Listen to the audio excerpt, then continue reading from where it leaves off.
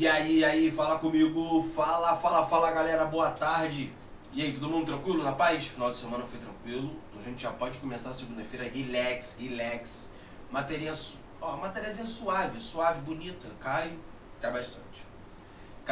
Então, como eu venho falando pra vocês, né, em algumas situações eu vou andar um pouquinho mais rápido e outras eu vou devagar. Essa aqui, por exemplo, é uma que eu vou devagar, vou falar de alguns conceitos iniciais, alguns conceitos que normalmente são cobrados no vestibular, né, claro, e hidrostática é importantíssimo, tá? A gente precisa entender bastante a parte de hidrostática, então o que vai ser cobrado normalmente em hidrostática, a gente precisa saber o que é o, né, teorema de Stevin ali, a gente precisa saber, na verdade, ali, né, a propriedade de Stevin ou Pascal, a gente, né, que Pascal, cara, que Pascal?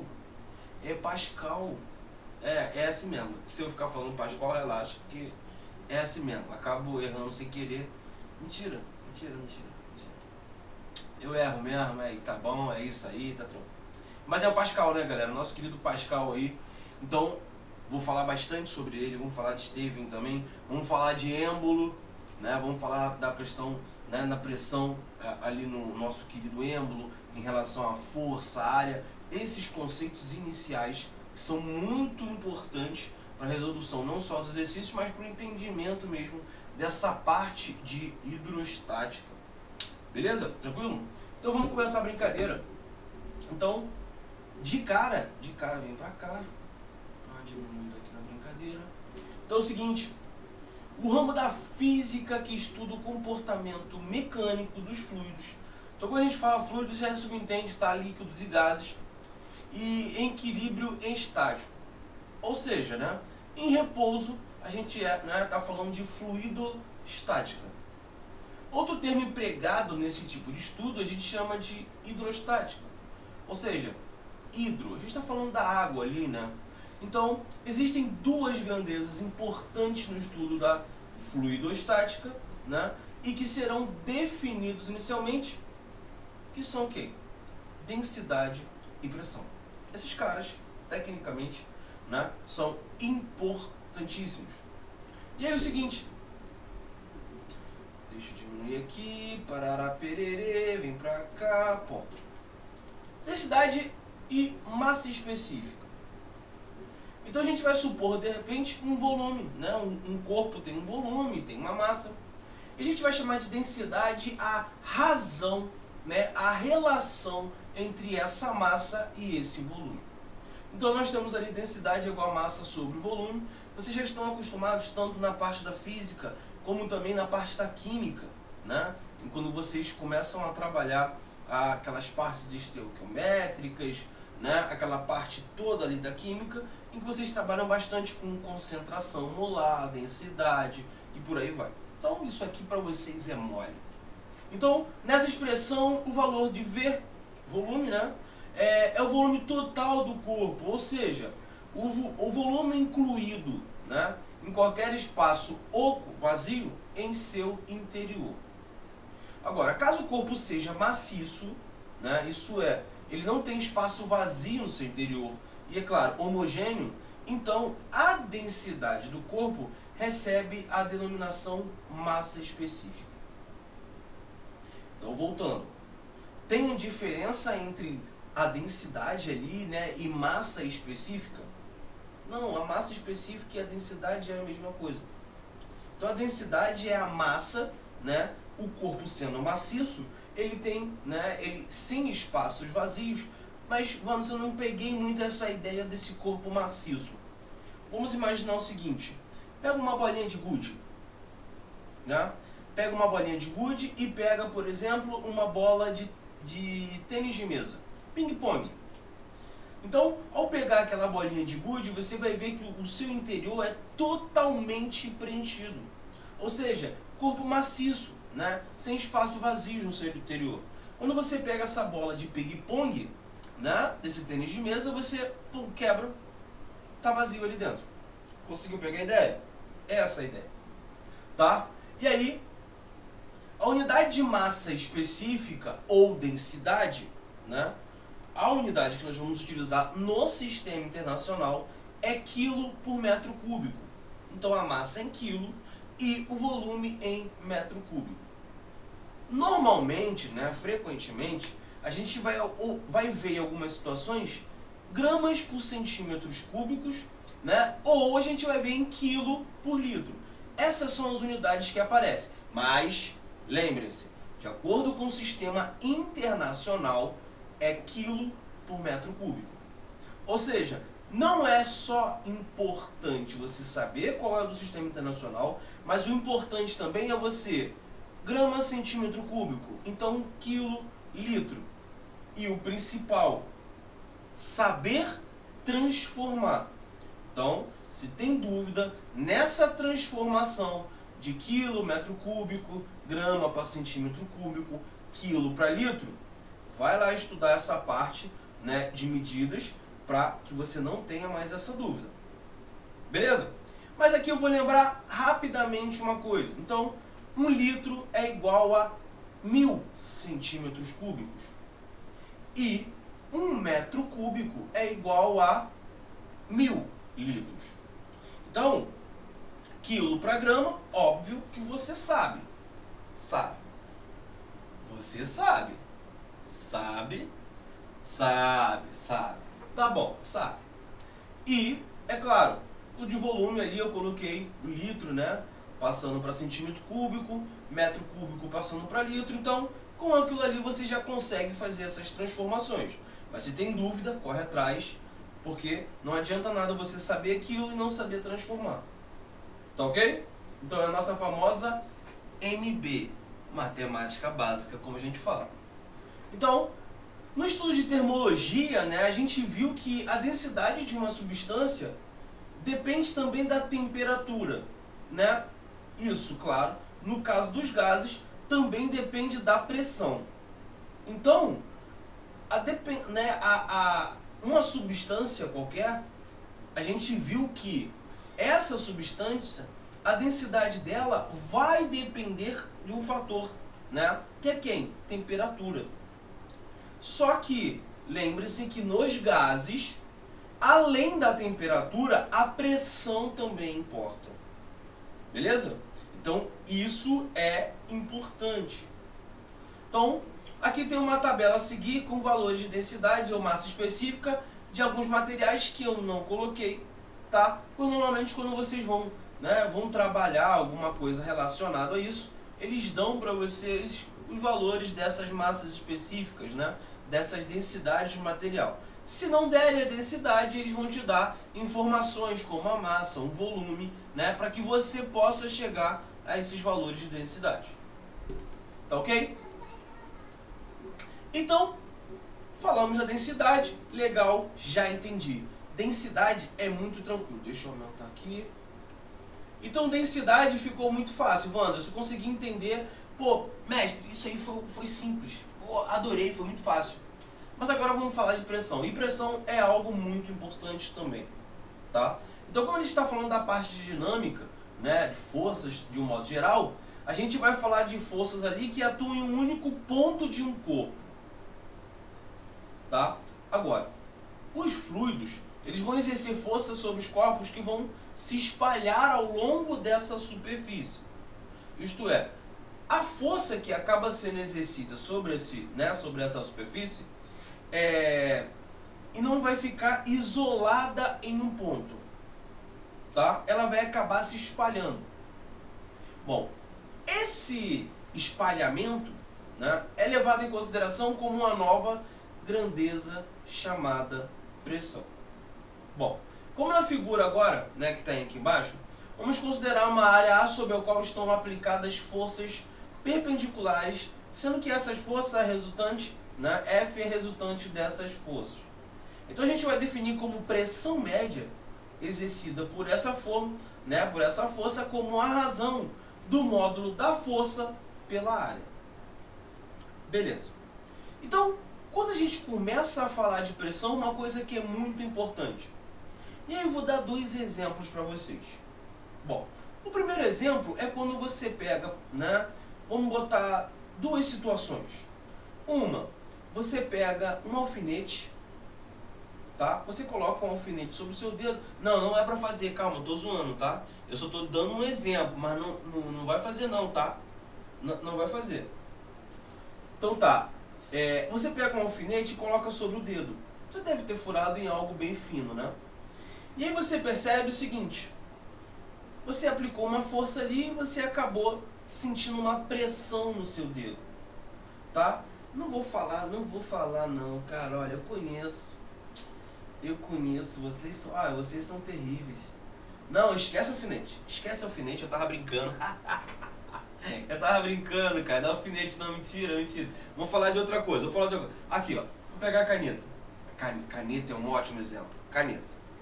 Então você pensa o seguinte, você aplica uma força, pega essa caneta e aplica ela com a ponta dela sobre a sua mão. Você sente, isso que você acaba sentindo é uma pressão, tá? Você tem uma força, você está aplicando uma força na caneta. E essa caneta, né, tá aplicando aqui, né, uma pressãozinha sobre o seu dedo. E aí quando você pega e aplica a mesma força, só que agora você não vai aplicar com a ponta da caneta, você vai pegar essa parte de trás, onde possui uma área um pouco maior. Você vai aplicar a mesma força e você vai sentir essa pressão, né? Você vai sentir essa pressão no seu dedo menor de quando você aplicou com a ponta. E aí que vem a ideia de pressão, tá? Quando a gente tem ali que ele fala pra gente que a pressão na verdade é força sobre área, o que ele quer dizer pra gente?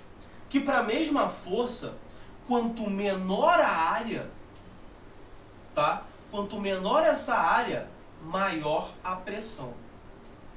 Então, vamos supor, né? Quando você pega, né, você já deve ter visto com certeza aquela situação em que aqueles indianos, né, ficam sobre uma cama de pregos.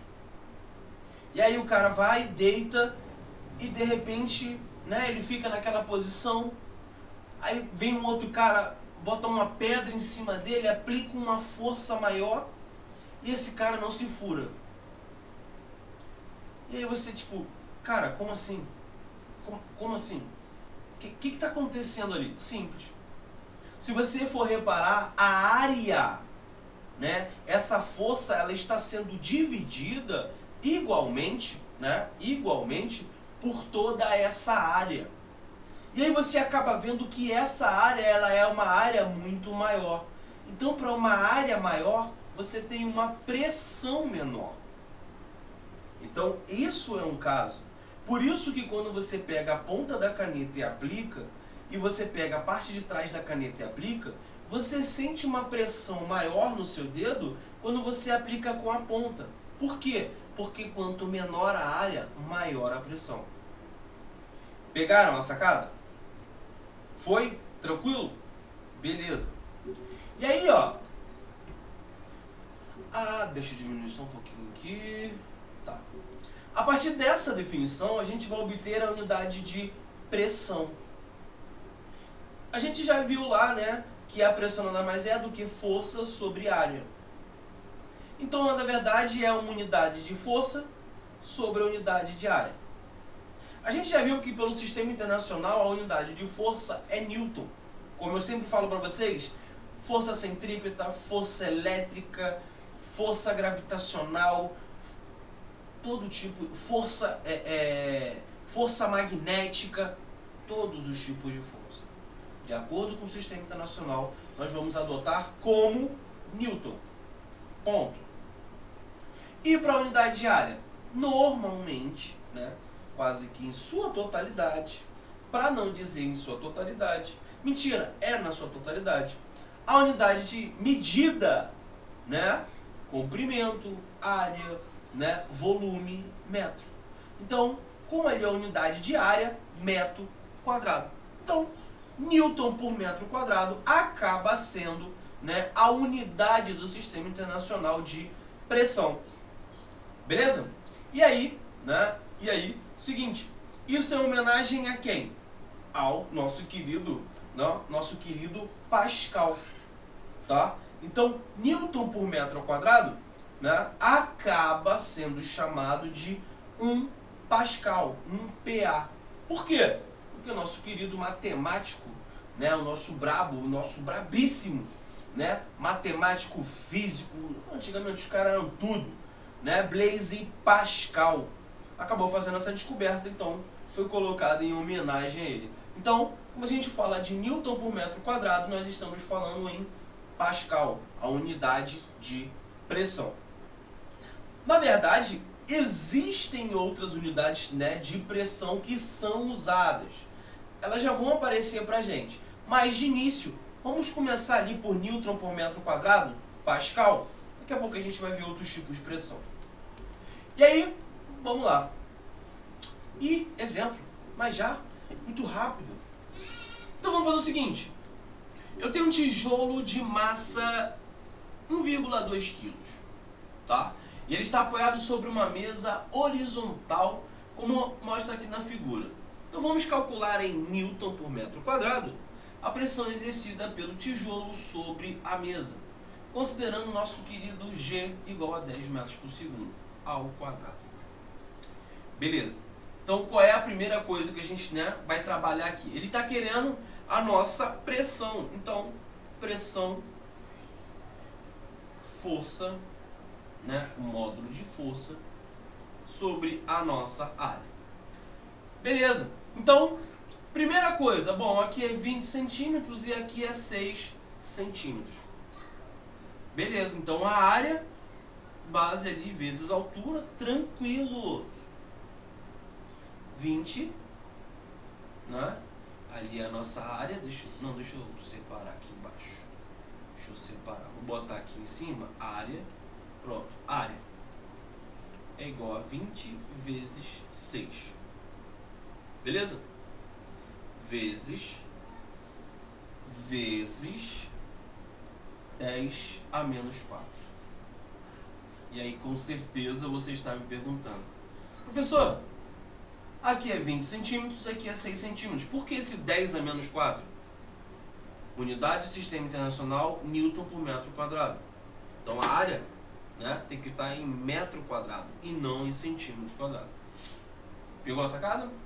Então é isso aí. Então a nossa área vai ser 120 vezes 10 a menos 4. E aí eu posso simplificar aqui. 1,2 vezes 10 a menos 2 metros quadrados. Então já tem. E aí, mas professor, tem uma coisa errada aqui. Tem uma coisa errada aqui. Mas que força é essa? Cadê a força? Eu não estou vendo força. Pequeno cacaroto. Pequeno cacaroto, que força que você não está vendo? A força peso, por acaso, não é uma força, não? Ah, tá. Então por que ele deu a massa então? Foi de propósito? Não, né? Ah, então é isso aqui, ó. 1,2, que aí já corta, vai dar 1. Isso vai dar, ó, 10 a menos 2 pra cima. Isso vai dar 10 ao cubo Newton por metro quadrado. Essa é a pressão exercida por esse tijolo. Então, galera, como já foi falado anteriormente, cuidado, né? A área tá ali, tá bonito, tá lindo, tá fácil, mas a área tem que estar em metro quadrado e não centímetro quadrado, tá? E nessa ocasião, não tem nenhuma força ali para baixo. Tem, não se esqueça, né? Não se esqueça lá da parte de decomposição de força, que nós já vimos todas as forças ali. E aquilo ali nós temos uma força peso apontando para baixo. Beleza? Tranquilo? Então vamos para a próxima.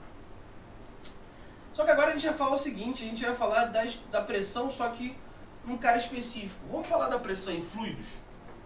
Vamos trabalhar essa ideia?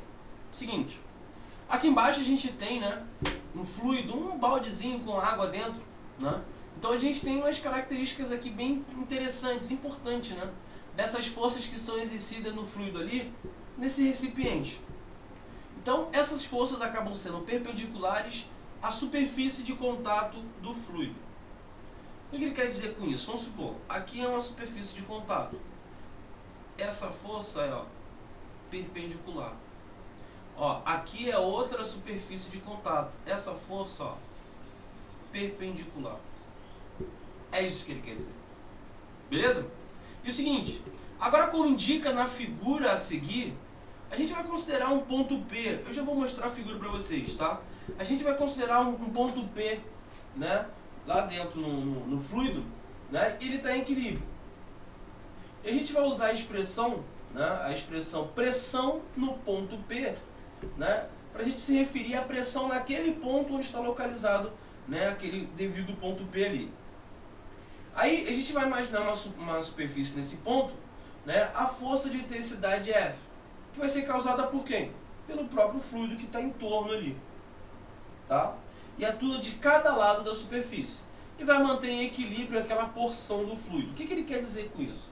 É como se você tivesse aqui, ó, um ponto P, e aí você tem uma pressão, uma pressão, uma pressão, uma pressão, uma pressão, aqui ó, uma força, todas essas forças aqui em relação a esse ponto P, que fazem com que ele fique em equilíbrio. Beleza? A orientação da superfície é arbitrária, porque o fluido está em equilíbrio, logo, né, deve haver equilíbrio para qualquer superfície. Então aqui, ó, olha o que está acontecendo. Eu tenho um ponto P. Aqui ele colocou só um cara para cima e um para baixo, como equilíbrio, né? E aí, se você não tivesse na frente, talvez o pessoal pudesse ver melhor. Mas a gente resolve isso aí, mano. Pronto. Tá? E aí, ó, nós temos aqui a força F, mas aqui logo em seguida nós já temos aqui, ó, uma outra força F, uma outra força F. Então, levando em consideração aquela figura que eu fiz, né, anteriormente, ó, você tem essas forças aqui, que elas vão acabar, ó, se anulando. Ó. Então, uma propriedade importante dos fluidos, né, em equilíbrio é que a pressão em dois pontos distintos, porém no mesmo nível, isto é, na mesma altura em relação ao fundo do recipiente, tá? Como exemplo, né, de B e C aqui, então é como se eu tivesse um ponto B aqui, um ponto C que estão na mesma altura, tá? Isso quer dizer que a pressão no ponto B acaba sendo igual à pressão no ponto C. Isso para fluidos em equilíbrio, tá, galera? Isso para fluidos em equilíbrio. Então, aqui está o exemplo de B e C, ó. B, C. E aí a gente pode verificar, né, essa relação considerando a porção do fluido no formato de um cilindro horizontal muito fino. É como se ele estivesse fazendo isso aqui. Tá? E aí, ó, sendo que os pontos B e C estejam nas bases desse cilindro. Sobre essas bases atuam forças FB e FC, né, causadas pelo restante. Considerando o equilíbrio do fluido, o que vai acontecer aqui? Cara, FB e FC, essa força, como a gente já viu, né, são constantes, são iguais. E aí, chamando de a área da base desses cilindros, se você pegar a força, né, o que vai ser força? Porque a gente já viu que pressão, né, no ponto B é força no ponto B sobre a área. Beleza? E a pressão no ponto A é igual a força em A sobre a área, que é a mesma área, né? Então a gente acaba vendo que como a força A é igual a, pega essa área e passa para cá, a área vezes a pressão em A, e a força B é igual a área vezes a pressão em B, a que conclusão você acaba chegando? Já que são as mesmas áreas, corta, tá? Vai ficar isso aqui, ó. Deixa eu botar aqui. Pressão em B vezes a área é igual a pressão em A vezes a área. Como essas áreas são iguais, você simplesmente, ó, corta, e aí você acaba vendo que a pressão em B é igual a pressão em A. Beleza? Bem tranquilo. E aí, depois de a gente ver isso aí, a gente vem lá no nosso querido Steven, nossa querida lei, né? Nossa querida lei de Steven. Então, a figura abaixo ilustra um fluido em repouso, tá? Sobre a ação da aceleração da gravidade. E nós vamos considerar as pressões no ponto B e C, seja pressão em B e pressão em C, e o físico, né? O nosso querido Flamenco Simon Stevin encontrou a seguinte expressão que relaciona as pressões nesses devidos pontos. Ele pensou o seguinte: a pressão no ponto C é igual à pressão no ponto B mais a densidade do líquido vezes a gravidade vezes a altura, ou seja, a diferença, né, de altura entre o C e o B. Então, ele pegou, né, essa situação, viu essa questão da pressão de um ser igual ao outro, e aí ele acabou percebendo que em pontos diferentes em relação à altura, haviam pressões diferentes. E aí, logo em seguida, ele viu que a pressão no ponto C acabava sendo maior do que a pressão no ponto B. E aí a gente vai vendo que quanto mais próximo ao fundo, maior a pressão. Então, vamos dar um exemplo ali desse fluido aí, quando a gente tem a situação de uma piscina, né? Se nós temos uma piscina, né, uma piscina bem funda ali, uma piscina de 5 metros, vamos supor, de profundidade. Então, quando você está a 1 metro, você sente aquela pressãozinha no ouvido, não sente? Pressão pequena, mas você sente aquela pressão. E à medida que você vai afundando, né, vai aumentando a altura, você acaba percebendo que aumenta essa pressão no seu ouvido. Ou seja, quanto mais fundo você for, maior é a pressão.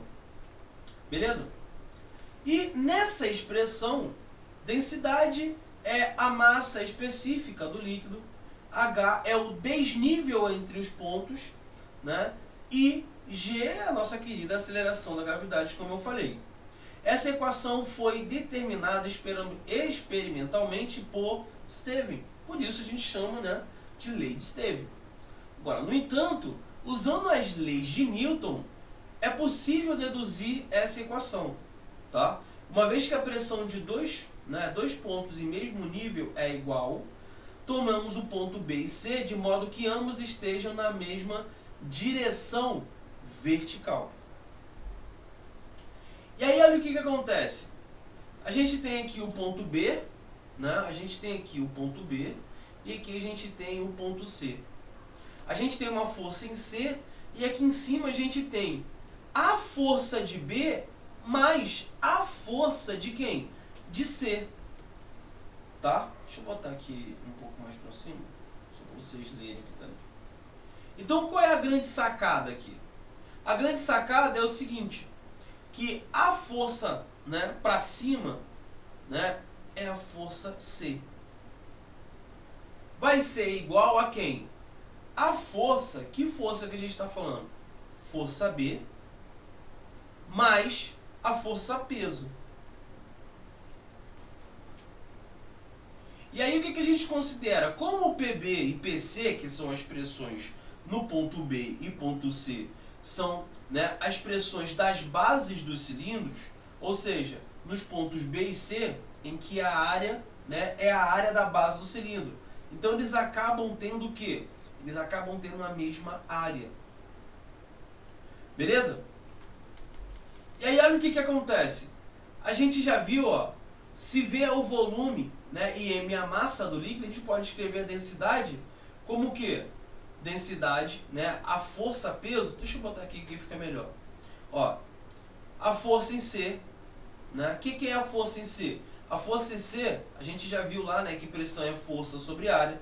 Então isso aqui é a pressão em C, né, vezes a área, é igual a força em B, que é quem? É a pressão em B vezes a mesma área, ó, pode ver que é o mesmo, ó, mesma área, mais o peso. Quem é o peso?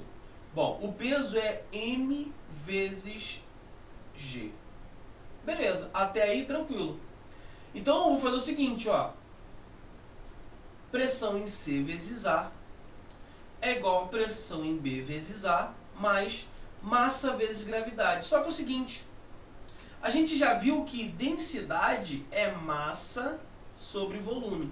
Logo, a massa é densidade vezes volume. Então eu posso substituir aqui, né? Então, ó, densidade vezes volume, né? Vezes a gravidade. Acabou? Acabou? Pensa o seguinte. A gente tem aqui, ó, pressão, né? Então, ó, vê se não acontece isso aqui. Pressão vezes a área é igual a pressão em B vezes a área mais densidade vezes... Só que quem é o volume, gente? O volume não é uma área, né? Então a área do cilindro vezes a altura, H. Não é isso? Vezes a gravidade. Olha que bonitão. Tchau, área. Tchau, área. Tchau, área. Então, realmente, a pressão no ponto C é igual a pressão no ponto B mais a densidade, né, vezes a gravidade, vezes a altura, que é o desnível entre C e B. Ó que lindo. Não, fala que não é bonito. Não, sério. Fala que não é bonito. Que isso, cara? Vai dizer que isso não é de emocionar. Pelo amor de Deus, cara. Isso é muito lindo. Tá? E aí, o que acaba? A superfície livre do líquido sofre a ação da pressão atmosférica, a PA, né? Essa pressão se deve à camada de ar que envolve a Terra. Mais à frente a gente vai ver como calcular, beleza? Então, a pressão atmosférica que é exercida nos corpos próximos à Terra tem um valor de aproximadamente 10 a quinta Pascal, tá? Então, 10 a quinta Pascal. Então, a gente já sabe, né, a unidade Pascal, Newton por metro. Então, a gente agora sabe que a pressão atmosférica, tá, é aproximadamente igual a 1 vezes 10 a quinta Newton por metro quadrado. Tranquilo? Beleza? Então é isso aí, galera. Tranquilidade, vou encerrar essa primeira aula aqui, tá? Já vou fazer o segundo e já vou incrementar aqui o segundo vídeo. Beleza? Então aguardo vocês daqui a pouco aí. Já vou colocar o segundo vídeo. Fui! Beijos! Oi, galerinha! Então, você gostou do nosso vídeo? Então, chama nosso canal. Então, para o vídeo, valeu!